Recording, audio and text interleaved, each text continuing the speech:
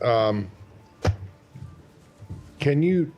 seems to be a lot of concern that the UN is going to pull out of Gaza and not, halt its relief assistance operations there. I understand there was some kind of a meeting that you guys brokered or tried or arranged yesterday to try to, figure out a way that they could keep operating.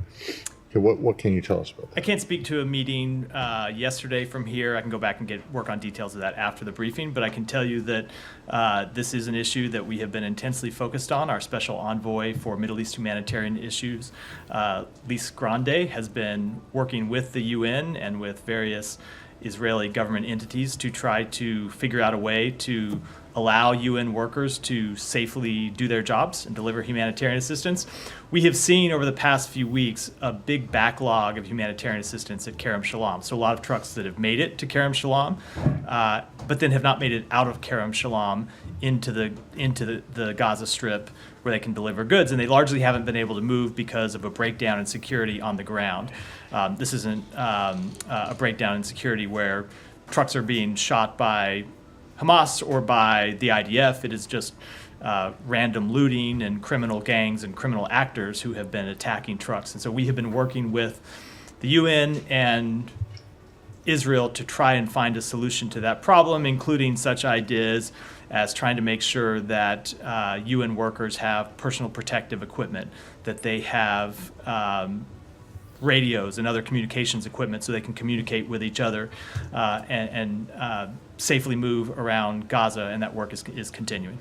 Okay, I'm sorry, you said that some of these trucks were being shut up by the IDF? No, I said they are not. So when you come to say not, this is not, so, obviously we've had issues in the past where there have been deconfliction issues, and you've seen strikes on convoys by the IDF, and you've had other incidents where convoys have been diverted by Hamas. That's not what the current problem is. The current problem is they're being attacked by criminal elements inside Gaza.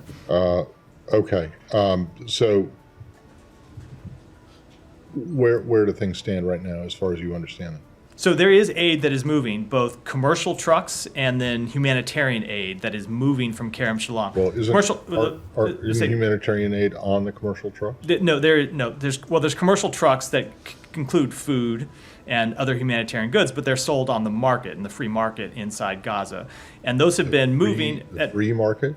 It is a free capitalist market for what's worth. There are markets in Gaza where these goods are sold. Okay. And there has been a fairly substantial amount of commercial activity, but that in no way accounts for all the need, because there are obviously a lot of people in Gaza who don't have access to money, don't have access to any way to pay for those goods.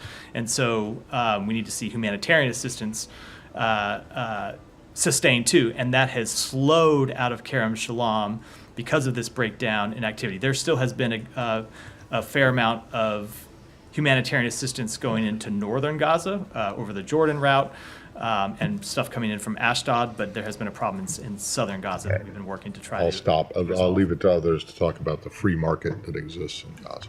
But.